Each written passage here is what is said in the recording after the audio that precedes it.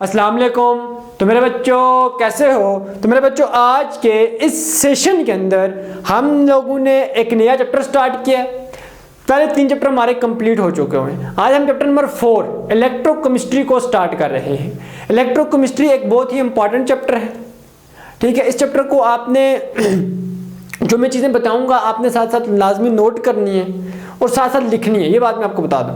आज जो हम इलेक्ट्रोकेमिस्ट्री का इंट्रोडक्शन पढ़ेंगे, आज इस लेक्चर के अंदर हम लोग क्या क्या डिस्कस करेंगे वो मैंने यहाँ पे सारी चीज़ें लिखी हुई हैं। सबसे पहले आप लोग अगर ये चाहते हो कि जो टॉपिक में यहाँ पे लिखे हुए हैं, अगर ये सारे टॉपिक्स आपको अच्छी तरह समझ आ जाए, इनके बारे में कोई कंफ्यूजन आपको ना हो, तो आपको शुरू से लास्ट तक पूरा लेक्चर देखना पड़ेगा। समझ आ रही है बात की? तो आज इस चैप्टर के अंदर इस इंट्रोडक्शन के अंदर, इलेक्ट्रोकेमिस्ट्री के इंट्रोडक्शन के अंदर आप कौन कौन से टॉपिक सीखोगे। सबसे पहले आप ये देखोगे कि इलेक्ट्रोकेमिस्ट्री क्या है, बात समझ आ गई। दूसरी चीज आप ये देखोगे कि इलेक्ट्रोकेमिकल सेल क्या है। नंबर 3 पे आपके पास इलेक्ट्रोलाइट क्या है और नॉन इलेक्ट्रोलाइट क्या है। और फिर आप देखोगे कि इलेक्ट्रोलाइटिक टैंक मेरे पास क्या है, फिर उसके बाद इलेक्ट्रोलाइसिस मेरे पास क्या है, और लास्ट टॉपिक जो होगा आपका वो होगा इलेक्ट्रोलाइटिक सेल। इन तमाम क्वेश्चन के आंसर आपको आज इस लेक्चर के अंदर इंशाल्लाह मिलेंगे। तो स्टार्ट करते हैं। पेंसिल नोटबुक निकालें, जो चीज़ें मैं लिखूंगा आप लोगों ने साथ साथ लिखनी है, ठीक है। अगर चैप्टर के ऊपर आप प्रॉपर ग्रिप हासिल करना चाहते हैं तो स्टार्ट करते हैं चैप्टर को। तो मेरे बच्चे सबसे पहले हम ये देखते हैं कि इलेक्ट्रोकेमिस्ट्री मेरे पास क्या है। भाई साहब सबसे पहले हम क्या देखेंगे कि इलेक्ट्रोकेमिस्ट्री मेरे पास क्या है। सही हो गया, इलेक्ट्रोकेमिस्ट्री से स्टार्ट करते हैं। इलेक्ट्रोकेमिस्ट्री थोड़ा टेढ़ा हो गया, सीधा कर देते हैं इसको, वर्ड हमसे टेढ़ा लिखे गया था। Electrochemistry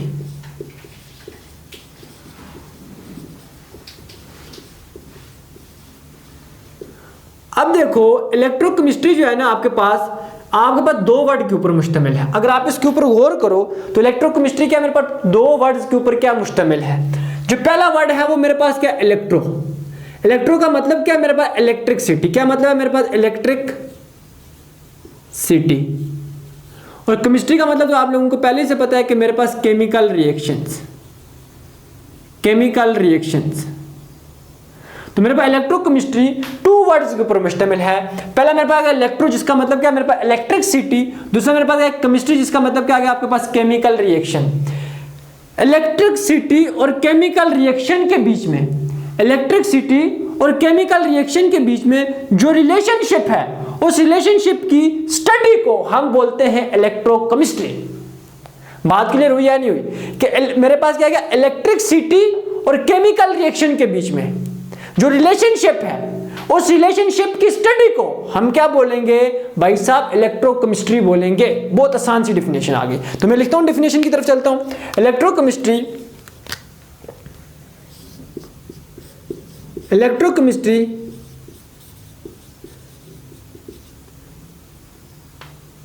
chemistry is the branch of chemistry in which we is the branch of, बल्कि फिजिकल केमिस्ट्री कर दें, is the branch of, physical chemistry की एक ब्रांच है, branch of physical chemistry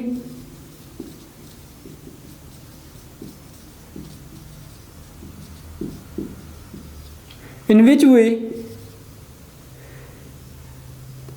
we deal with the study of relationship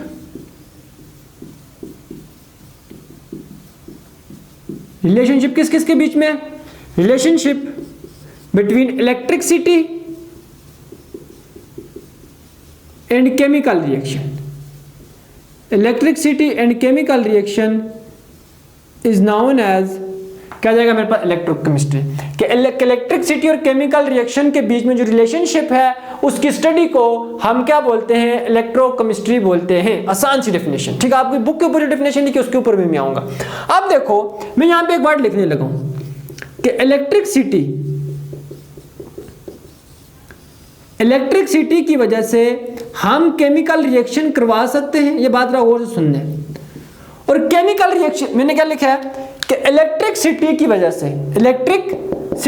से हम क्या कर सकते हैं, केमिकल रिएक्शन करवा सकते हैं, और केमिकल रिएक्शन की वजह से हम इलेक्ट्रिसिटी प्रोड्यूस कर सकते हैं। ये दो मुख्तलिफ बातें, मैं दोबारा रिपीट कर रहा हूं, ये दो मुख्तलिफ चीजें हैं कि मैंने क्या बोला, इलेक्ट्रिसिटी की वजह से हम केमिकल रिएक्शन क्या कर सकते हैं, करवा सकते हैं, और केमिकल रिएक्शन की वजह से हम क्या कर सकते हैं, इलेक्ट्रिसिटी भी प्रोड्यूस कर सकते हैं। बात समझ आ गया? तो पहले मैं आपको ये बताता हूं कि कैसे हम इलेक्ट्रिसिटी की वजह से केमिकल रिएक्शन करवाएंगे, कि हम कैसे इलेक्ट्रिसिटी की वजह से केमिकल रिएक्शन करवाएंगे। तो मैं आपको एक बात बताता हूं, आप क्या करो, वाटर जो है पानी, उसके अंदर से क्या करो, आप इलेक्ट्रिसिटी पास करो। जब आप उसमें से इलेक्ट्रिसिटी पास करोगे तो क्या होगा, तो मेरे पास जो वाटर होगा वो मेरे पास हाइड्रोजन गैस और ऑक्सीजन गैस के अंदर ब्रेक डाउन हो जाएगा। तो मैं पहले लिखता हूँ, जरा थोड़ा सा बातें आपको समझाता हूँ। फिर मैं क्या करता हूँ, वाटर में से इलेक्ट्रिसिटी को क्या करूंगा, जब पास करूंगा तो वाटर मेरे पास किसके अंदर टूट जाएगा, हाइड्रोजन गैस के अंदर, और ऑक्सीजन गैस के अंदर क्या हो जाएगा, उसकी ब्रेकेज हो जाएगी। अब मुझे ये बात, जो ब्रेकेज ऑफ बॉन्ड या फॉर्मेशन ऑफ बॉन्ड क्या मेरे पास केमिकल रिएक्शन है। ठीक हो गया? तो मैंने यहाँ पे क्या किया, इलेक्ट्रिसिटी की वजह से क्या करवाया, केमिकल रिएक्शन करवाया है। विदाउट इलेक्ट्रिसिटी कभी भी वाटर मेरे पास हाइड्रोजन गैस के अंदर, ऑक्सीजन गैस के अंदर ब्रेकेज नहीं होगा। तो ये पहली बात समझ आई है नहीं आई, कि मैंने क्या बोला है कि इलेक्ट्रिसिटी की वजह से हम केमिकल रिएक्शन करवा सकते हैं। कैसे करवा सकते हैं, इसकी एग्जांपल क्या है कि जब भी आप किसी भी वाटर में से जब आप इलेक्ट्रिसिटी पास करवाओगे तो वाटर मेरे पास क्या हो जाएगा, स्प्लिट हो जाएगा। किसके अंदर, मेरे पास हाइड्रोजन गैस के अंदर, और मेरे पास किसके अंदर, ऑक्सीजन गैस के अंदर, क्या हो जाएगा, टूट जाएगा। लेकिन विदाउट इलेक्ट्रिसिटी कभी भी वाटर मेरे पास हाइड्रोजन गैस के अंदर और ऑक्सीजन गैस के अंदर नहीं टूटता। सही हो गया? अब दूसरी चीज पे आ जाओ, जो मैंने दूसरी बात बोली है कि मैं क्या कर सकता हूं, कि मैं केमिकल रिएक्शन की वजह से, किसकी वजह से, केमिकल रिएक्शन की वजह से क्या कर सकता हूं, इलेक्ट्रिसिटी प्रोड्यूस कर सकता हूं। इसकी मैं आपको एग्जांपल देता हूं, आप घर के अंदर भी कर सकते हो। आप एक लेमन ले लो, आप क्या कर लो, लेमन का एक हाफ पीस ले लो। जी मैंने एक लेमन का हाफ पीस ले लिया। ठीक हो गया? लेमन का आपने क्या कर देना है, आपने एक हाफ पीस ले लेना है। इसके अंदर आपने क्या करनी है, दो मेटल की रॉड्स क्या कर देनी है, लगा देनी है। आपने सबसे पहले क्या किया, लेमन ले लिया। इसके अंदर आपने क्या की, मेटल की दो मेरे पास क्या लगा ली है, पीसेस, मेटल की दो रॉड्स आपने इसके अंदर क्या करनी है, डिप कर देनी है। जब आपने इसके अंदर लगाई, ये इनमें से एक मेटल की जो रॉड है वो कॉपर से बनी होनी चाहिए, और दूसरी जो है वो आपके पास किससे बनी होनी चाहिए, जिंक से बनी होनी चाहिए। ठीक हो गया? कि आपने एक लेमन लिया, लेमन के अंदर आपने दो मेटल की रॉड क्या कर दी, लगा दी। एक मेटल की रॉड जो कॉपर से बनी होनी चाहिए, और दूसरी मेरे पास किससे, जिंक से। फिर आपने क्या करना है, इसको क्या कर देना है, छोटी सी एक बल्बी के साथ क्या कर देना है, जोड़ देना है। क्या करें, छोटी सी एक बल्बी के साथ, बल्ब के साथ नहीं जोड़ना, छोटी सी बल्बी के साथ क्या करना है, जोड़ देना है। जब आप बल्बी के साथ जोड़ोगे तो आप देखोगे बल्ब आपका क्या हो जाएगा, रोशन हो जाएगा। तो यहाँ पे आप देखो, लेदर क्या हुआ, आपके पास केमिकल रिएक्शन हुआ, और केमिकल रिएक्शन की वजह से मेरे पास क्या हो गया, कि मेरे पास यहाँ पे क्या प्रोड्यूस होगी, इलेक्ट्रिसिटी प्रोड्यूस हो गई। तो ये थी मेरे पास इसकी डेफिनेशन जो मैंने आपको लिखवाई है, और ये मैंने इसकी एग्जांपल्स दी हैं। ये आप लिख सकते हो डेफिनेशन, कोई मसला नहीं है इसके अंदर। अब हम आते हैं इसकी तरफ, इलेक्ट्रोकेमिस्ट्री की जो आपकी बुक के ऊपर डेफिनेशन लिखी है उसकी तरफ आ जाते हैं। सही हो गया? अब देखो, जो आपकी बुक के ऊपर डेफिनेशन लिखी हुई है ना, मैं तो पहले ये सोच रहा था कि आप लोगों को थोड़े से टॉपिक्स पढ़ा दूं, फिर आपको ये डेफिनेशन समझाऊं। ठीक है? लेकिन फिर मैंने कहा चलो डेफिनेशन के बारे में पहले बता देते हैं, बच्चे ये सोचें शायद सर हमारी बुक को टच ही नहीं कर रहे। तो अब ये करते हैं कि इस डेफिनेशन के अंदर तो सबसे पहले आपको मुझे प्रॉपर आपकी जो कंसंट्रेशन है वो चाहिए, ये समझने के लिए। आप अगर ये चाहते हो कि समझिए हम इस डेफिनेशन को, प्रॉपर कंसंट्रेशन चाहिए, और साथ साथ देखते जाना मैं क्या क्या बातें रिपीट करूंगा। अब देखो, ये बुक आपकी ये कह रही है, इलेक्ट्रोकेमिस्ट्री के अंदर हम क्या करते हैं, इलेक्ट्रोकेमिकल प्रोसेस के, क्या मैंने बोला, इलेक्ट्रोकेमिकल प्रोसेस के जो बुनियादी असूल हैं वो पढ़ेंगे हम। बुनियादी असूल कौन से, इलेक्ट्रोकेमिकल प्रोसेस के बुनियादी असूलों का मताला करना, फिर उनको क्या करना, अप्लाई करना, यूजेस, उनको क्या करना, यूज करना, उसको हम क्या बोलते हैं, इलेक्ट्रोकेमिस्ट्री बोलते हैं। ये आपकी बुक की डेफिनेशन, दोबारा रिपीट करता हूं मैं, कि इलेक्ट्रोकेमिस्ट्री के बुनियादी असूलों का क्या करना, मताला करना, स्टडी करना, फिर उनको क्या करना, यूज करना, उसको हम क्या बोलते हैं, इलेक्ट्रोकेमिस्ट्री बोलते हैं। तो चलते हैं डेफिनेशन की तरफ। तो क्या लिखा हुआ है, electrochemistry is study and uses of the fundamental principle, बुनियादी असूलों का। इलेक्ट्रोकेमिकल जो प्रोसेस हैं उनके बुनियादी असूलों का क्या करना, मताला करना, फिर उनको क्या करना, इस्तेमाल करना।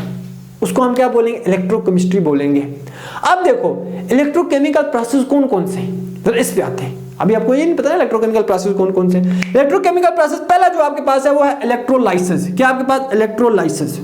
इलेक्ट्रोलाइसिस क्या होता है ये भी आप पढ़ोगे आप डिटेल के अंदर, लेकिन मैं आपको हल्का हल्का यहाँ पे बता देता हूँ। इलेक्ट्रोलाइसिस क्या होता है कि आपके पास किसी भी एक केमिकल कंपाउंड को क्या करना, तोड़ना। लाइसिस का मतलब क्या है, तोड़ना। इलेक्ट्रो मीन इलेक्ट्रिसिटी, कि इलेक्ट्रिसिटी की मदद से किसी भी केमिकल कंपाउंड को क्या करना, तोड़ना, तो उसको हम क्या बोलते हैं, इलेक्ट्रोलाइसिस। अब जब हम किसी भी केमिकल कंपाउंड को तोड़ेंगे ना तो उसके कुछ बुनियादी उसूल होंगे, वो उसूल अभी हम पढ़ेंगे, ठीक है ना। बुनियादी जो उसूल होंगे वो अभी हम पढ़ेंगे। दूसरा इलेक्ट्रोप्लेटिंग। इलेक्ट्रोप्लेटिंग क्या होती है कि मेटल की जो एक हमारे पास क्या है, रॉड है, या मेटल जो हमारे पास एक आपके पास क्या सरफेस है, मेटल की एक सरफेस के ऊपर किसी दूसरी मेटल की सरफेस को क्या करना, चढ़ाना। मेटल की एक सरफेस के ऊपर दूसरी सरफेस को चढ़ाना, इसको हम क्या बोलते हैं, इलेक्ट्रोप्लेटिंग बोलते हैं। इसके भी कुछ बुनियादी उसूल हैं, जो बुनियादी उसूल इसके अंदर लगेंगे वही इसके अंदर लगेंगे, ठीक है। तीसरा मेरे पास क्या है, वोल्टेज सेल। वोल्टेज सेल के अंदर क्या होता है कि केमिकल रिएक्शन होगा तो मेरे पास इलेक्ट्रिसिटी प्रोड्यूस होगी, उसके भी कुछ बुनियादी उसूल हैं।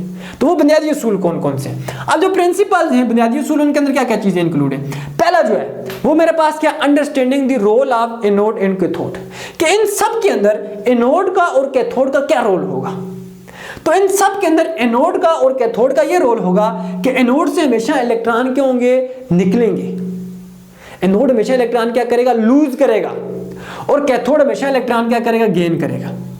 ये एनोड और कैथोड के बारे में भी आपको थोड़ी सी इंफॉर्मेशन अभी थोड़ी देर बाद में आपको दूंगा, टेंशन नहीं लेनी।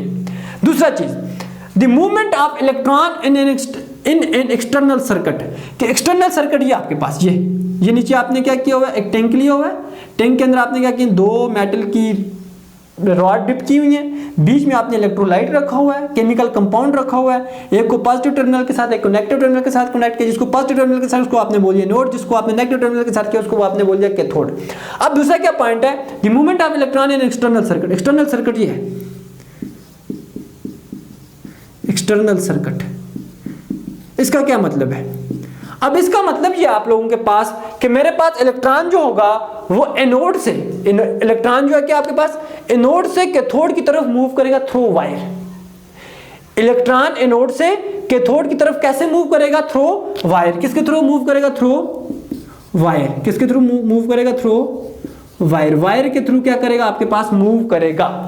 अब लास्ट जो है migration of ion in an electrolyte, कि इलेक्ट्रोलाइट के अंदर मेरे पास आयन किस तरफ माइग्रेट करेंगे। तो यहाँ पे दो आयन प्रोड्यूस होंगे, एक पॉजिटिव आयन एक नेगेटिव आयन, तो दो ही, एक पॉजिटिव और एक नेगेटिव। अब ये बोला कि दोनों अपने रिस्पेक्टिव जो इलेक्ट्रोड होंगे ना, अपोजिट इलेक्ट्रोड, उनकी तरफ मूव करेंगे।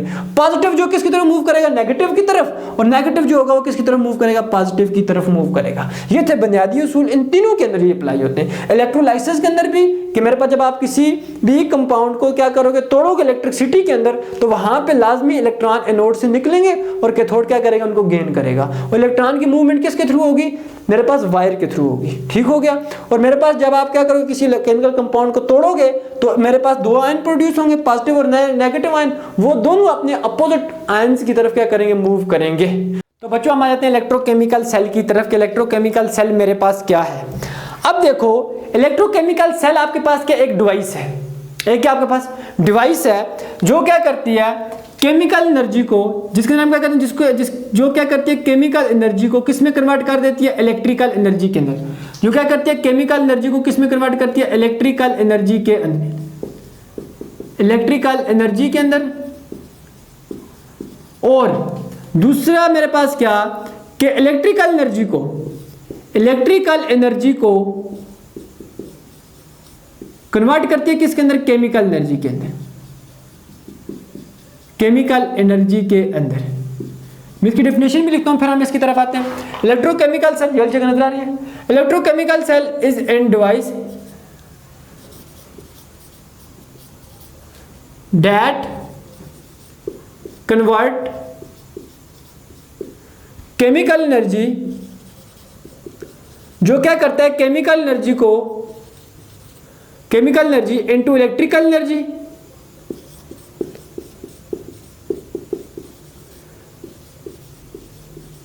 that convert chemical energy into electrical energy and electrical energy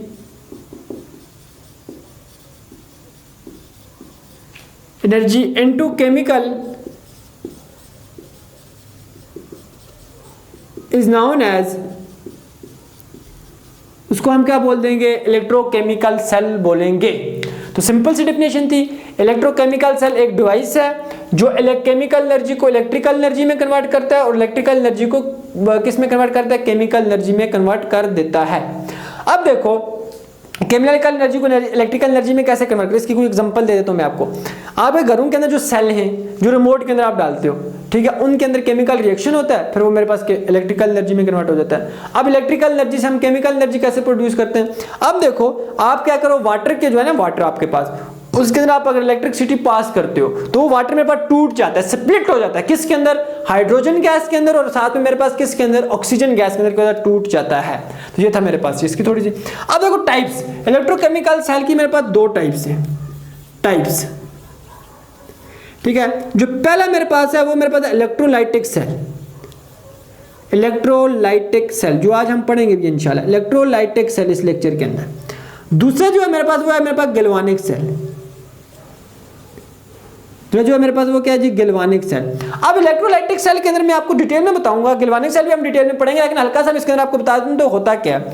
electrolytic cell के अंदर हम क्या करते हैं, इलेक्ट्रिकल एनर्जी को यूज करते हैं केमिकल रिएक्शन क्या करने के लिए, चलाने के लिए।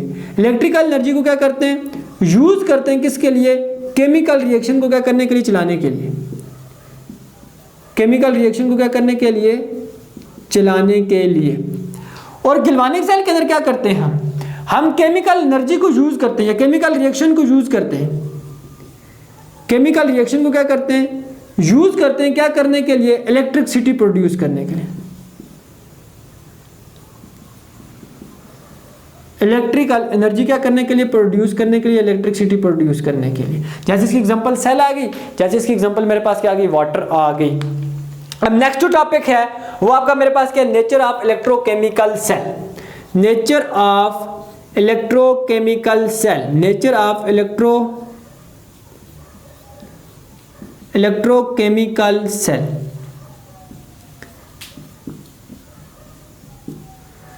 अब देखो इलेक्ट्रोकेमिकल सेल के अंदर दो काम हो रहे होते हैं, जरा गौर से सुनना ही वाला बात। पहले ये बातें ऊपर नॉर्मल थी, इजी बातें थी, तो इसलिए मैंने इनके ऊपर इतनी एनर्जी भी नहीं लगाई अपनी। अब देखो इलेक्ट्रोकेमिकल सेल के अंदर मेरे पास दो काम हो रहे होते हैं। नंबर वन, पहला काम ट्रांसफर ऑफ इलेक्ट्रॉन और होता है, transfer of electron from one substance to another substance, मतलब एक सब्सटेंस से दूसरे सब्सटेंस के ऊपर इलेक्ट्रॉन क्या हो रहे हैं, ट्रांसफर हो रहे होते हैं। एक सब्सटेंस से दूसरे सब्सटेंस के ऊपर इलेक्ट्रॉन क्या हो रहे हैं, ट्रांसफर हो रहे होते हैं। पहला काम, मैं यहां पे दो सब्सटेंस बना लेता हूं, जैसा ये एक सब्सटेंस ये आ गया, दूसरा सब्सटेंस ये आ गया। इस सब्सटेंस से दूसरे सब्सटेंस के ऊपर क्या हो रहे होंगे, इलेक्ट्रॉन ट्रांसफर हो रहे होंगे, क्यों हो रहे होंगे, इलेक्ट्रॉन ट्रांसफर हो रहे होंगे। तो पहला काम मैंने क्या बोला कि मेरे पास क्या आ जाएगा, पहला काम transfer of electron, transfer of electron from one substance, from one substance to another substance, to another substance, दो दफे लिखती है अनदर, टू अनदर सब्सटेंस। बात समझ आ गई पहली। अब देखो ट्रांसफर ऑफ इलेक्ट्रॉन जब होंगे तो लाजमी एक सब्सटेंस क्या करेगा, इलेक्ट्रॉन लॉस करेगा। एक मेरे पास क्या लॉस, एक से मेरे पास लॉस ऑफ इलेक्ट्रॉन होंगे और दूसरा मेरे पास क्या करेगा, गेन ऑफ इलेक्ट्रॉन करेगा, गेन ऑफ इलेक्ट्रॉन। जगह नजर आ रही है। अब देखो केमिस्ट्री के अंदर लॉस ऑफ इलेक्ट्रॉन को हम बोलते हैं भाई साहब ऑक्सीडेशन। आप 9th क्लास के अंदर बड़ी डिटेल में पढ़ के आए हो, ऑक्सीडेशन बोलते हैं। और गेन ऑफ इलेक्ट्रॉन को हम क्या बोलते हैं, रिडक्शन। क्या बोलते हैं हम, रिडक्शन। मतलब हमारे पास सब्सटेंस की क्या हुई है, ऑक्सीडेशन भी हुई है और रिडक्शन भी हुई है। तो उसका मतलब ये हुआ कि इलेक्ट्रोकेमिकल प्रोसेस के अंदर ऑक्सीडेशन रिडक्शन हुई है। क्या हुई है मेरे पास, इलेक्ट्रोकेमिकल प्रोसेस के अंदर मेरे पास क्या हुई है, ऑक्सीडेशन रिडक्शन हुई है। क्या हुई है मेरे पास, ऑक्सीडेशन रिडक्शन हुई है। मैं क्या लिखूंगा, electrochemical process oxidation and reduction take place, oxidation and reduction. दूसरी जबान में oxidation and reduction take place. पहला काम तो ये आ गया। अब दूसरा काम जो है इलेक्ट्रोकेमिकल सेल के अंदर क्या होगा कि मेरे पास या तो एनर्जी आप लोगों के पास रिलीज होगी या आप लोगों को एनर्जी जरूरत पड़ेगी। इलेक्ट्रोकेमिकल सेल के अंदर क्या होंगे, दो काम होंगे। पहला काम मैंने आपको बता दिया, दूसरा काम क्या गया, इलेक्ट्रोकेमिकल सेल के अंदर या तो एनर्जी क्या होगी आपके पास, क्या होगी, रिलीज होगी, या तो आपको एनर्जी क्या होगी, आपको जरूरत पड़ेगी। तो मैं लिख देता हूं, electrochemical cell energy is neither release or need.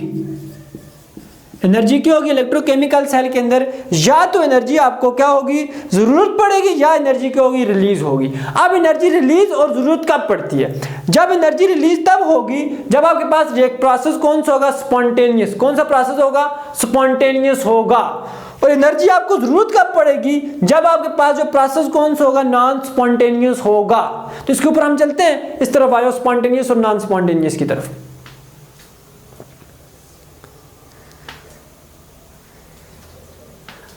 हो गया। अब देखो स्पॉन्टेनियस प्रोसेस और नॉन स्पॉन्टेनियस के बीच में अगर आपको डिफरेंस भी आया तो आपने लोगों ने ये सारी चीजें लिखनी है। स्पॉन्टेनियस मेरे पास एक ऐसा प्रोसेस है जो खुद ब खुद होगा, जो क्या होगा, खुद ब खुद होगा, जिसको किसी भी तरह की एनर्जी की जरूरत नहीं पड़ेगी। ये देखिए, happens on its own without needing energy, को किसी तरह की कोई एनर्जी जरूरत नहीं पड़ेगी। स्पॉन्टेनियस ऐसा प्रोसेस, ऐसा अमल जो खुद ब खुद हो। और नॉन स्पॉन्टेनियस क्या होगा, जिसको एक्सटर्नल एनर्जी की क्या पड़ेगी, जरूरत पड़ेगी, जिसको होने के लिए एक्सटर्नल एनर्जी की क्या पड़ेगी, मेरे पास जरूरत पड़ेगी। अब नेक्स्ट आ जाओ, एनर्जी इज रिलीज। स्पॉन्टेनियस के अंदर क्या होगा, एनर्जी क्या होगी, रिलीज होगी। किसके अंदर, ड्यूरिंग द प्रोसेस। जब भी स्पॉन्टेनियस वाला मेरे पास क्या होगा, प्रोसेस होगा, तो एनर्जी क्या होगी आपके पास, रिलीज होगी।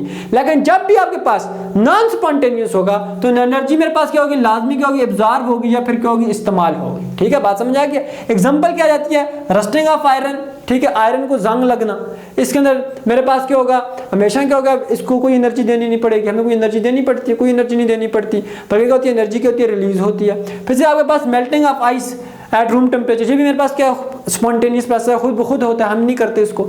सही हो गया। फिर इसके अलावा नॉन स्पॉन्टेनियस का इलेक्ट्रोलाइसिस ऑफ वाटर, पानी को क्या करना, तोड़ना बिजली की मौजूदगी में, ये तो खुद ब खुद तो नहीं होता, हमें करना पड़ता है।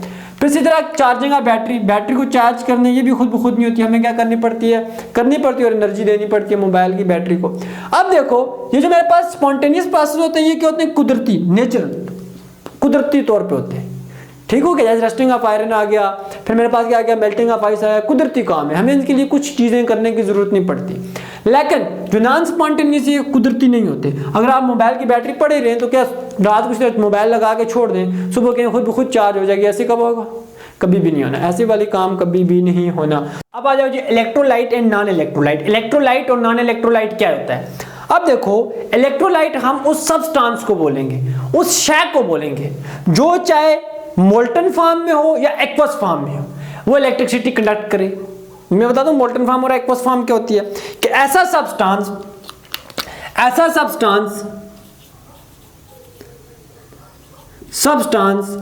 बेशक वो मेरे पास किस फॉर्म में हो, मोल्टन फॉर्म में हो या फिर मेरे पास किस फॉर्म में, एक्वस फॉर्म में हो, एक्वस फॉर्म में हो, वो क्या करे, इलेक्ट्रिसिटी को कंडक्ट करे, इलेक्ट्रिसिटी को क्या करे, कंडक्ट करे। ऐसा सब्सटेंस मोल्टन बोलते हैं पिघली हुई हालत में। ठीक है, ऐसा कोई भी सब्सटेंस, ऐसा सब्सटेंस जो पिघली हुई हालत में हो या एक्वस फॉर्म मतलब पानी में हल हुआ हो, ऐसा सब्सटेंस जो पिघला हुआ हो या फिर पानी में हल हुआ हो और वो इलेक्ट्रिसिटी को कंडक्ट करे, उसको हम क्या बोलेंगे, उसको हम बोलेंगे इलेक्ट्रोलाइट। उसको हम क्या बोलेंगे भाई साहब, इलेक्ट्रोलाइट। क्या बोलेंगे हम उसको, इलेक्ट्रोलाइट। ठीक हो गया। और ऐसा सब्सटेंस जो मेरे पास क्या करे, जो मेरे पास क्या हो, ऐसा सब्सटेंस जो मेरे पास क्या हो, जो मेरे पास क्या नाम है, मोल्टन फॉर्म में पिघली हुई हालत में और मेरे पास एक्वस फॉर्म में इलेक्ट्रिसिटी को कंडक्ट ना करे, उसको हम क्या बोलेंगे, नॉन इलेक्ट्रोलाइट। ठीक हो गया। मैं आता हूं, ऐसा सब्सटेंस, बुक के ऊपर आपकी डेफिनेशन प्रॉपर लिखी हुई है, ठीक है ना। सब्सटेंस, ऐसा सब्सटेंस जो मोल्टन फॉर्म में, पिघली हुई हालत में या फिर एक्वस फॉर्म में इलेक्ट्रिसिटी कंडक्ट ना करें, not conduct electricity, conduct electricity, electricity हम उसको क्या बोलेंगे, उसको हम बोलेंगे नॉन इलेक्ट्रोलाइट, उसको हम क्या बोल देंगे, नॉन इलेक्ट्रोलाइट, क्या बोलेंगे, नॉन इलेक्ट्रोलाइट, नॉन इलेक्ट्रोलाइट। अब देखो इलेक्ट्रोलाइट कौन कौन से सब्सटेंस होते हैं, ठीक है। आपके पास जो आयनिक कंपाउंड है, जो आपके पास क्या है, आयनिक कंपाउंड, तमाम के तमाम आयनिक कंपाउंड आपके पास क्या है, आयनिक कंपाउंड जो आपके पास क्या है वो इलेक्ट्रोलाइट है। इसी तरह आपके पास स्ट्रॉन्ग एसिड तमाम के तमाम क्या है, अब मेरे पास क्या इलेक्ट्रोलाइट है। इसी तरह आपके पास मेरे पास क्या आ गया जी, मेरे पास स्ट्रॉन्ग बेस आ गया, ये सारे के सारे आपके पास क्या है, इलेक्ट्रोलाइट हैं। जैसे कि आयनिक कंपाउंड NaCl आपके पास एक, मेरे पास क्या गया, इलेक्ट्रोलाइट आ गया। स्ट्रॉन्ग एसिड HCl आपके पास क्या आ गया, एक इलेक्ट्रोलाइट आ गया। स्ट्रॉन्ग बेस NaOH का आपके पास क्या इलेक्ट्रोलाइट आ गया। तो मेरे पास नॉन इलेक्ट्रोलाइट कौन कौन से सब्सटेंस हुए, जो मेरे पास कोवलेंट कंपाउंड होते हैं, जो मेरे पास क्या होते हैं, कोवलेंट कंपाउंड। क्या होते हैं, कोवलेंट कंपाउंड। ये मेरे पास सारे के सारे क्या होते हैं, मेरे पास सारे के सारे क्या होंगे, नॉन इलेक्ट्रोलाइट होंगे। जैसा कि आपके पास क्या आ गया, ग्लूकोज आ गया, जैसा कि आपके पास मेरे पास क्या आ गया, यूरिया आ गया, मेरे पास क्या आ गई, बेंजीन आ गई, मेरे पास क्या आ गया, सुक्रोज आ गया। ये सारे के सारे मेरे पास क्या है, नॉन इलेक्ट्रोलाइट हैं। अब देखो जो इलेक्ट्रोलाइट होगा ना, आप उसको जैसे ही मेरे पास क्या करोगे, पानी के अंदर डिसॉल्व करोगे, मतलब ये मेरे पास क्या आ गया, पानी आ गया। समझ लो ये मैंने क्या ले लिया, एक टैंक ले लिया, या मेरे पास बीकर ले लिया, या फिर मेरे पास कंटेनर ले लिया। इसके अंदर मैंने क्या कर दिया, पानी फिल कर दिया। क्या कर दिया, पानी फिल कर दिया। ठीक हो गया। इसके अंदर मैंने क्या फिल कर दिया, पानी फिल कर दिया। मैंने इसके अंदर क्या कर दिया, पानी फिल कर दिया। जब मैं इसके अंदर पानी फिल किया, अब मैंने इसके अंदर क्या डाला जी, आयनिक कंपाउंड डाला। क्या डाला, आयनिक कंपाउंड डाल दिया, स्ट्रॉन्ग एसिड डाल दिया, स्ट्रॉन्ग बेस डाल दिया, कुछ भी डाल दिया। तो वो मेरे पास क्या हो जाएगा, आयंस में कन्वर्ट हो जाएगा, प्लस और नेगेटिव आयन में कन्वर्ट हो जाएगा। जैसा कि इसके अंदर मैंने NaCl डाल दिया, तो Na+ और Cl क्या बन जाएगा, नेगेटिव बन जाएगा। अब ये जो आयन होंगे ये क्या करेंगे, इलेक्ट्रिसिटी क्या करेंगे, कंडक्ट करेंगे। ठीक है। जबकि जो मेरे पास नॉन इलेक्ट्रोलाइट होते हैं, चाहे वो मोल्टन फॉर्म में हो, चाहे या फिर वो मेरे पास किस फॉर्म में हो, एक्वस फॉर्म में हो, वो इलेक्ट्रिसिटी को कंडक्ट नहीं करते। लेकिन जो मेरे पास इलेक्ट्रोलाइट होता है, वो चाहे मेरे पास मोल्टन फॉर्म में हो या फिर मेरे पास एक्वस फॉर्म में हो, वो इलेक्ट्रोलाइट को क्या करेगा, कंडक्ट करेगा। तो अब हम चलते हैं नेक्स्ट। तो बच्चों अब हमारे इलेक्ट्रोलाइटिक सेल, मैं ये कहता हूं कि इस चैप्टर का सबसे इंपॉर्टेंट टॉपिक जो है, अगर आपको इलेक्ट्रोलाइटिक सेल की इंस्ट्रूमेंटेशन, इसका मेरे पास मैकेनिज्म आपको समझ आ गया, तो यहाँ से आगे जो भी हम पढ़ेंगे, इलेक्ट्रोलाइसिस NaCl की पढ़ेंगे, इलेक्ट्रोलाइसिस H2SO4 की पढ़ेंगे, फिर मेरे पास क्या नाम है, तो वो आप आराम से कर सकते हैं। ठीक है। सिर्फ आपको चीज़ें रिप्लेस करनी पड़ेंगी, बाकी सेम चीज़ें सारी एग्जैक्ट वही है। और ये आपने प्रॉपर गौर से समझना है। अब देखो सबसे पहले हम ये देखते हैं इलेक्ट्रोलाइटिक सेल मेरे पास है क्या। तो मैं आपको ये बात बताऊं, इलेक्ट्रोलाइटिक सेल अभी हम थोड़ी देर पहले पढ़ के आए कि इलेक्ट्रोलाइटिक सेल हमने कहा था कि इलेक्ट्रोकेमिकल सेल ही है। इलेक्ट्रोकेमिकल सेल की क्या टाइप है, तो पहली चीज में क्या लिखूं, इलेक्ट्रोलाइटिक, मेरे पास क्या इलेक्ट्रोलाइटिक सेल क्या इलेक्ट्रोकेमिकल सेल है। क्या मेरे पास इलेक्ट्रोकेमिकल सेल है। अब दूसरी चीज जिसके अंदर इलेक्ट्रोकेमिकल सेल है, कि इलेक्ट्रोलाइटिक सेल के अंदर हम क्या करते हैं, इलेक्ट्रिकल एनर्जी को यूज करते हैं। क्या करते हैं, जिसका नाम क्या करते हैं, इलेक्ट्रिकल एनर्जी को क्या करते हैं, यूज करते हैं। क्या करवाने के लिए, drive a chemical reaction, chemical reaction करवाने के लिए, कि जिसके अंदर हम क्या करते हैं, इलेक्ट्रिकल एनर्जी को इस्तेमाल करके केमिकल रिएक्शन करवाते हैं। उस सेल को हम क्या बोलेंगे, इलेक्ट्रोलाइटिक सेल बोलेंगे।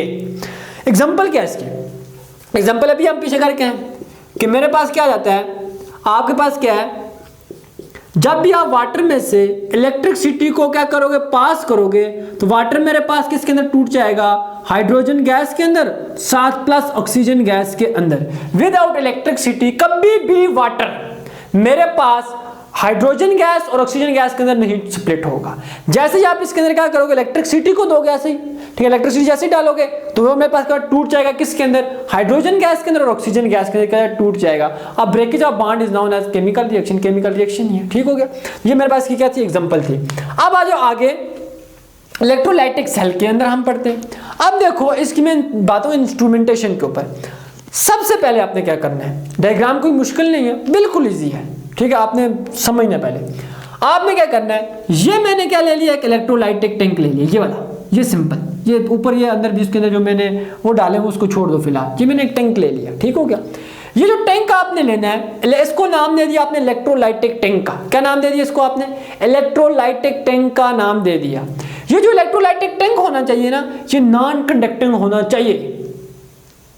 नॉन कंडक्टिंग कब होगा, जब ये टैंक किससे मिलकर बना होगा, ग्लास से, प्लास्टिक से या सिलिका जेल से मिलकर बना होगा। अगर ये मेरे पास इलेक्ट्रोलाइटिक टैंक कंडक्टिंग हुआ और आप इसके पास गए और आपने जाके इसके अंदर हाथ लगा दिया, क्योंकि इसके अंदर आप इलेक्ट्रिसिटी दे दोगे, तो फिर आपके दांत भी खुल जाएंगे और आपके बाल भी खड़े हो जाएंगे, आपको झटका भी बड़े जोर का लगेगा। ये बात याद रखनी है। तो पहली बात क्या आ गई कि इलेक्ट्रोलाइटिक टैंक लेना है हमने, और वो इलेक्ट्रोलाइटिक जो टैंक होना चाहिए वो मेरे पास नॉन कंडक्टिंग होना चाहिए, या फिर मेरे पास ग्लास से बना चाहिए, प्लास्टिक से या सिलिका जेल से बना हुआ होना चाहिए। फिर आपने क्या करना है, कि इस इलेक्ट्रोलाइट के टैंक के अंदर आपने क्या करना है, ये इलेक्ट्रोलाइट डाल देना है। क्या डाल देना है, इलेक्ट्रोलाइट डालना है। और ये जो इलेक्ट्रोलाइट होगा ये आपका क्या होगा, मोल्टन फॉर्म में होगा या एक्वस फॉर्म में होगा। इलेक्ट्रोलाइट हमने अभी पढ़ गए किसको बोलते हैं, ऐसा सब्सटेंस जो इलेक्ट्रिसिटी को क्या करता है, कंडक्ट करता है, जब वो एक्वस फॉर्म में होगा, पिघली हुई हालत में होगा, या फिर मेरे पास पानी के अंदर उसको डिसॉल्व किया होगा, तो वो इलेक्ट्रिसिटी को क्या करेगा, कंडक्ट करेगा। आप इसके अंदर क्या डाल दिया, इलेक्ट्रोलाइट डाल दिया। दूसरा काम, इलेक्ट्रोलाइट आपने किसके अंदर डाल दिया, फॉर एग्जांपल एक्वस फॉर्म में डाल दिया आपने, इसके अंदर इलेक्ट्रोलाइट NaCl डाल दिया, ऊपर से पानी डाला, तो वो किस में टूट जाएगा, स्प्लिट हो जाएगा, आयन के अंदर स्प्लिट हो जाएगा। दो आयन्स के अंदर, पॉजिटिव आयन और नेगेटिव आयन। पॉजिटिव आयन को हम क्या बोल देंगे, केटाइन, और नेगेटिव आयन को हम क्या बोल देंगे, एनायन बोल देंगे। मैंने क्या कहा कि इसके अंदर हम जब क्या करेंगे, इलेक्ट्रोलाइट डालेंगे, इलेक्ट्रोलाइट ऐड करेंगे, ठीक हो गया, तो वो किसके अंदर टूट जाएगा, स्प्लिट हो जाएगा, स्प्लिट हो जाएगा किसके अंदर, आयन्स के अंदर, ठीक है। एक आयन को हम नाम देंगे, पॉजिटिव आयन जो होगा उसको हमने क्या नाम दे दिया, केटाइन, मैंने सी लिख दिया सिर्फ, क्या नाम देंगे, केटाइन। और नेगेटिव आयन को हम क्या नाम दे देंगे, एन आयन। क्या नाम देंगे हम उसको, एनायन दे देंगे। फिर हम इसके अंदर मेटल की दो प्लेट्स या रॉड्स क्या करेंगे, डिप करेंगे। मेटल्स की दो रॉड क्या करेंगे, डिप करेंगे, और इन दोनों मेटल्स की रॉड्स को हम क्या बोलेंगे, इलेक्ट्रोड। क्या बोल देंगे, इलेक्ट्रोड बोल देंगे। अब मेटल की ये जो रॉड होगी इसको हम बोलेंगे कैथोड, इसको हम बोलेंगे एनोड, CATHODE। क्या बोल देंगे, कैथोड। इसको हम क्या बोलेंगे, एनोड।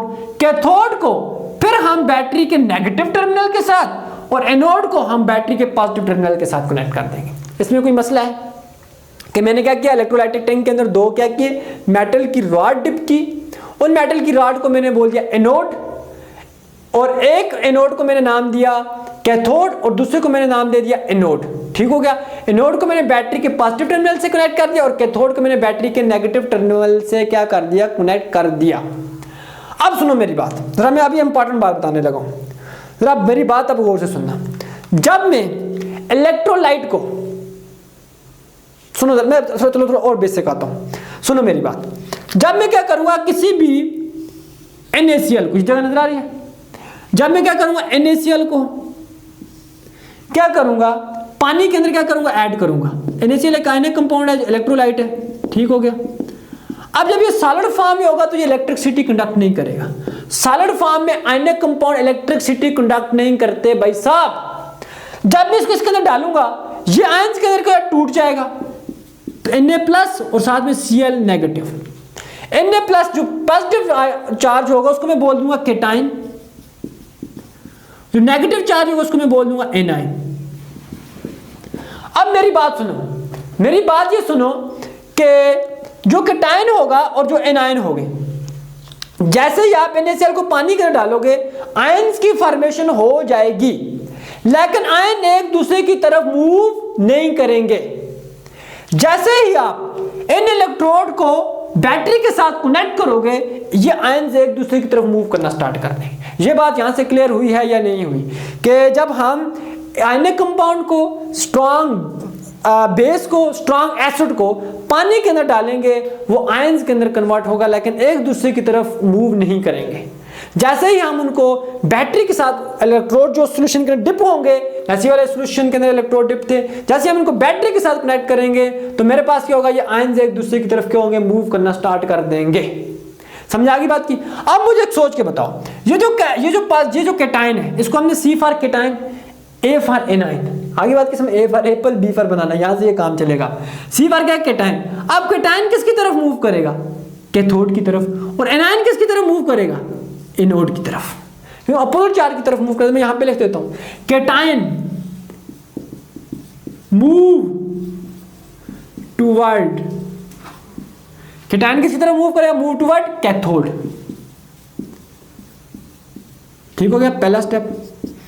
दूसरी चीज, मेरे पास एनायन किसकी तरफ मूव करेगा, एनोड की तरफ। किसकी तरफ मूव करेगा, एनोड की तरफ। Anion move toward anode. दो बातें होगी क्लियर। अब देखो, जब मेरे पास कैटायन कैथोड की तरफ मूव करेगा, एट कैथोड क्या होगा, क्या होगा मेरे पास, एट कैथोड क्या होगा, at cathode, at cathode, at cathode cation क्या होगा मेरे पास, रिड्यूस होगा। कैसे रिड्यूस होगा, बाय गेनिंग इलेक्ट्रॉन। मुझे पॉजिटिव है, यहाँ पे ये नेगेटिव है, अट्रैक्ट करेगा और उसको अपना इलेक्ट्रॉन देगा। तो मैं क्या लिखूंगा, एट कैथोड क्या होगा, कैटायन क्या हो जाएगा मेरे पास, कैटायन रिड्यूस। कैसे रिड्यूस होगा, बाय गेनिंग इलेक्ट्रॉन। ये बातें काम की मेरे पुत्रों, by gaining electron, by gaining electron. तो मेरे पास gaining of electron is known as, क्या बोलेंगे, रिडक्शन। तो मैंने क्या बोल सकता हूं, कैथोड के ऊपर क्या होगी, रिडक्शन होगी, और कैथोड के ऊपर हमेशा हमेशा के लिए क्या होगी, आपके पास रिडक्शन होगी। ये बात आपने हमेशा याद रखनी है। और दूसरी तरफ आ जाओ, एट एनोड, एट एनोड के ऊपर क्या काम होगा, एट एनोड एनाइन क्या होगा आपके पास, ऑक्सीडाइज। कैसे ऑक्सीडाइज होगा, बाय लूजिंग इलेक्ट्रॉन। ये नेगेटिव चार्ज आके वहां पे क्या करेगा, इलेक्ट्रॉन लूज करेगा। At anode anion oxidise. कैसे ऑक्सीडाइज होगा, by losing electron, by losing electron. और एनोड के ऊपर हमेशा मेरे पास क्या होगी, मेरे पास एनोड के ऊपर हमेशा क्या होगी, आपके पास ऑक्सीडेशन होगी। क्या होगी आपके पास, ऑक्सीडेशन होगी। ये बातें यहां तक सबको समझ आ गई, इनमें कोई मसला है किसी को? अब मैं देखता हूं क्या इनका रिएक्शन लिखता हूं। मैं रिएक्शन लिखने से पहले एक और काम कर देता हूं। अब मैं आपको एक बात बताऊं, ये जो एनाइन ने एनोड के ऊपर इलेक्ट्रॉन लूज किया था ना, ये जो एनाइन ने एनोड के ऊपर क्या किया था, इलेक्ट्रॉन लूज किया था, ये इलेक्ट्रॉन मेरे पास इस एक्सटर्नल सर्किट के थ्रू होता हुआ किसकी तरफ मूव करेगा, कैथोड की तरफ मूव करेगा। एनायन यहां पे है, एनोड के ऊपर इसने इलेक्ट्रॉन क्या किया, लूज किया। कैथोड मेरे पास क्या नाम है, कैटायन मेरे पास किसकी तरफ गया, कैथोड की तरफ। इसने वहां पे जाके इलेक्ट्रॉन क्या किया, गेन किया।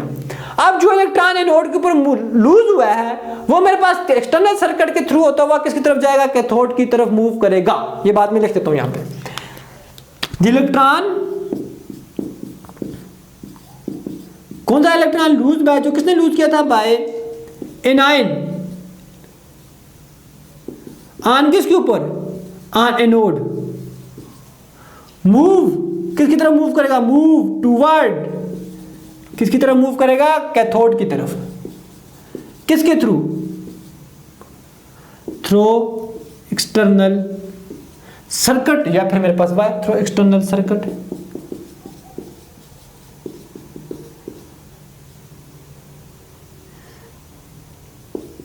Through external circuit. अब ये जगह नजर आ रही है ऊपर। अब मैं यहां पे लिखने लगा हूं रिएक्शन, जो यहां पे रिएक्शन हुआ।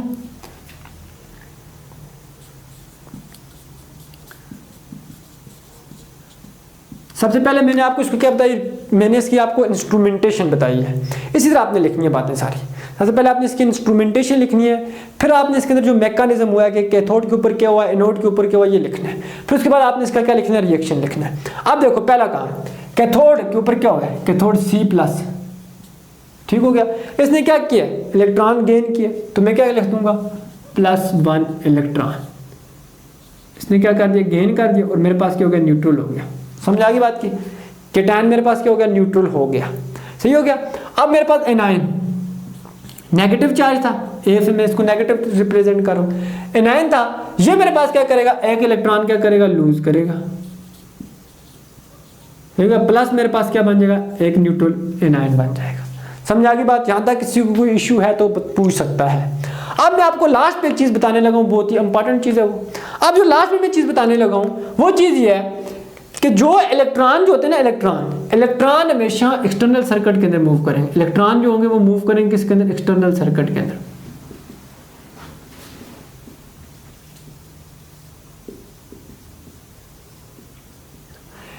एक्सटर्नल सर्किट के अंदर कभी भी मेरे पास आयंस मूव नहीं करेंगे, सिर्फ कौन मूव करेंगे, इलेक्ट्रॉन।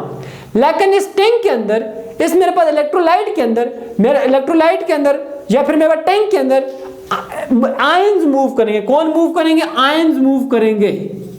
आयंस क्या करेंगे, मूव करेंगे।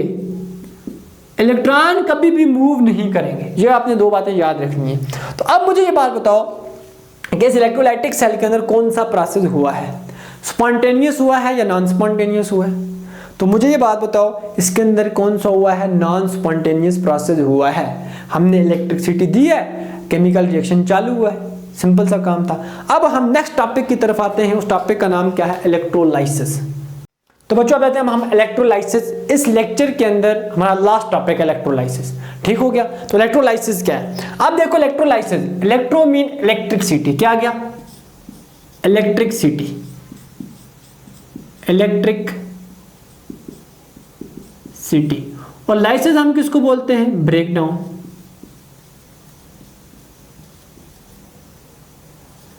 किसी भी इलेक्ट्रोलाइट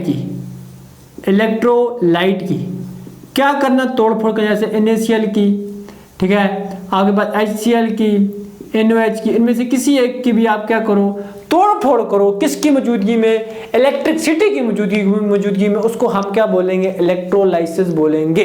और जो रिएक्शन होगा वो मेरे पास कौन सा होगा, नॉन स्पॉन्टेनियस रिएक्शन होगा। तो मैं लिख देता हूं बात कि breakdown of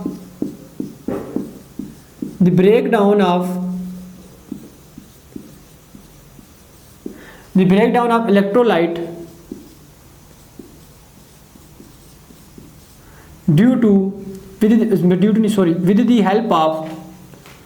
with the help of electricity. किसकी मदद से, इलेक्ट्रिसिटी की मदद से क्या करना, इलेक्ट्रोलाइट को तोड़ना, इज नाउन एज इलेक्ट्रोलाइसिस। इसको हम क्या बोलेंगे, इलेक्ट्रोलाइसिस बोलेंगे। और इलेक्ट्रोलाइसिस में कौन सा प्रोसेस होगा, इलेक्ट्रिसिटी हमने दिया तो इसका मतलब कौन सा होगा, नॉन स्पॉन्टेनियस प्रोसेस। कौन सा होगा, नॉन स्पॉन्टेनियस प्रोसेस होगा। बात समझ आ गई, कौन सा प्रोसेस होगा, मेरे पास नॉन स्पॉन्टेनियस प्रोसेस होगा। और नॉन स्पॉन्टेनियस जब आप क्या करोगे, इलेक्ट्रिसिटी कंडक्ट करोगे ना, जब भी आप इलेक्ट्रिसिटी दोगे तो आयंस मेरे पास इलेक्ट्रोलाइट होगा वो टूट जाएगा। किसके अंदर टूटेगा, आयंस के अंदर। तो आयंस कौन कौन से होंगे, एक पॉजिटिव आयन होगा और एक होगा एक नेगेटिव आयन। जो पॉजिटिव आयन होगा इसको हम क्या बोलेंगे, कैटायन बोलेंगे। और जो नेगेटिव आयन होगा इसको हम क्या बोलेंगे, एनायन बोलेंगे। क्या बोलेंगे, एनायन बोलेंगे। अब ये जो पॉजिटिव आयन कैटायन होगा ये किसकी तरफ मूव करेगा, ये भी आपको दिखाया थी मैंने, बहुत बताया। कैटायन किसी तरफ अपने अपोजिट जो चार्ज होगा, जिसका मतलब पॉजिटिव की तरफ नहीं मूव करेगा बल्कि नेगेटिव की तरफ मूव करेगा। और किसी तरफ मूव करेगा, कैथोड की तरफ।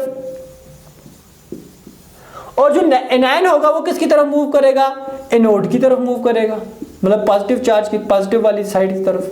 ठीक हो गया। अब कैथोड के ऊपर आपके पास हमेशा कौन सा प्रोसेस होगा, कैथोड के ऊपर आपके पास ये लिखी हुई सारी चीजें कि मेरे पास कैथोड के ऊपर आपके पास हमेशा कौन सा प्रोसेस होगा, आपके पास रिडक्शन का प्रोसेस होगा। कौन सा होगा, रिडक्शन होगी। तो और उसके अलावा मेरे पास एनोड के ऊपर कौन सा होगा, मेरे पास हमेशा क्या होगी, ऑक्सीडेशन होगी। सही है, ये बातें अभी हम सारी पढ़ के आए हैं। रिडक्शन का मतलब क्या है, गेन ऑफ इलेक्ट्रॉन और लॉस, गेन ऑफ इलेक्ट्रॉन। और मेरे पास ऑक्सीडेशन का मतलब क्या, लॉस ऑफ इलेक्ट्रॉन। अब देखो, अब मेरे बच्चों मेरी बात सुनो। अब मैंने आपको शुरू में कुछ टॉपिक्स बताए थे कि ये लेक्चर सुनने के बाद उन टॉपिक्स के बारे में आपको इंशाल्लाह सारी इंफॉर्मेशन ग्रिप हासिल हो जाएगी। पहला टॉपिक आपको मैं बताया इलेक्ट्रोकेमिस्ट्री है क्या। तो मैंने आपको इलेक्ट्रोकेमिस्ट्री डिफिनेशन बताई नहीं बताई।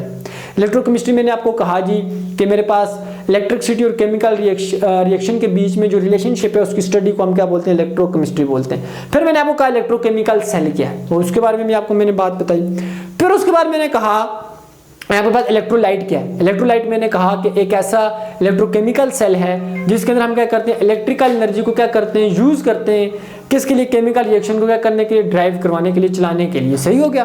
फिर उसके बाद मैंने आपको कहा जी कि मेरे पास इलेक्ट्रोलाइट क्या है। मैंने कहा इलेक्ट्रोलाइट हम उस सब्सटेंस को बोलेंगे जो इलेक्ट्रिसिटी को क्या करेगा, कंडक्ट करेगा। फिर मैंने आपको कहा था नॉन इलेक्ट्रोलाइट क्या है। नॉन इलेक्ट्रोलाइट हम उस सब्सटेंस को बोलेंगे जो इलेक्ट्रोलाइट को कनेक्ट नहीं करेगा। अब देखो एक जो इंपॉर्टेंट चीज है वो मैं आपको थोड़ी सी बता देता हूँ। इलेक्ट्रोलाइसिस के बीच में और इलेक्ट्रोलाइटिक सेल के बीच में क्या डिफरेंस है। इलेक्ट्रोलाइटिक जो सेल है ना, ये पूरा एक सेटअप है।